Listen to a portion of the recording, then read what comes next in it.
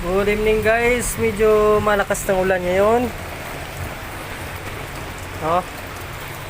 Sa trabaho. So, yung mga ito kanina basa ako. Ito na update tayo sa aking life ngayon sa trabaho. Ayun, sa basa. Basa yung mga damit ko kanina, basa. Kasi lakas kanina ng ulan pagpasok ko. Yan guys, so tuloy-tuloy ngayon ng ulan hanggang ngayon. So yan, wala motor ko, magkidlat pa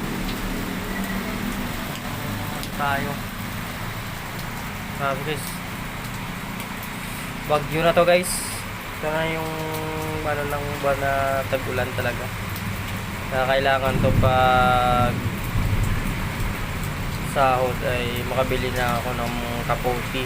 Tsaka medyo mababaha na ngayon. Isa tuloy-tuloy itong ulan.